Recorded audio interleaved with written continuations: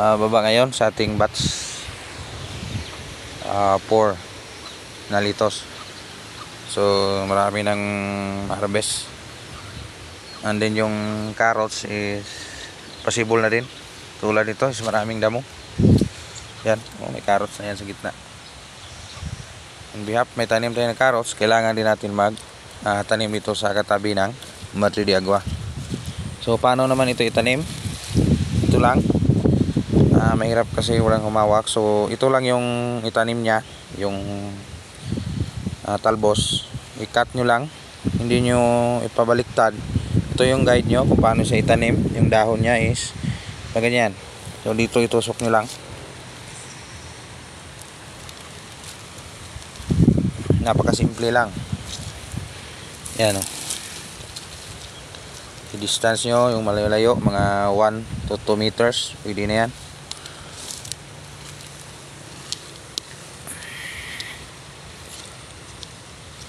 So yan. Ganyan lang, napakasimple. Itusok nyo lang sa pilapilan o sa sa side ng area nyo kung saan wala ng tanim.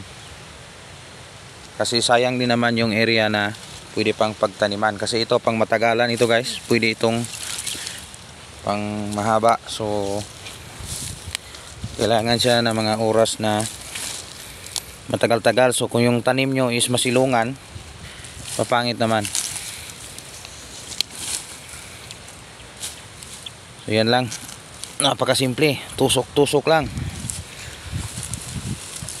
Gustong magtanim dyan, ito yung guide nyo. Yan, napakasimple lang, no? Tusok-tusok lang, itusok. Yan.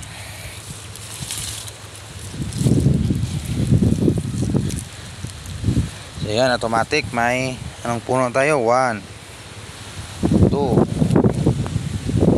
3 4 5 6 7 na puno na. Isang taniman lang ng Madre de Agua. So kung lalaki naman ito, kung cuttings, depende sa inyo kung nilagyan nyo pa rito. Dapat maramihan nyo before kayo bibili ng mga hayop. Huwag unahin bibili ng mga hayop na papakainin bago kayo magtanim. Paramihin nyo muna to. Napasimple lang kung marami na. Ayan, yan lang muna konting update dito sa ating area. So ngayon, schedule for harvest naman. Pagkatapos ating litos iceberg, may kasamang carrots. After harvest ni litos, si carrots naman yung papalit. So yun ang konting dito sa ating farm dito. So marami at siguro to ngayon.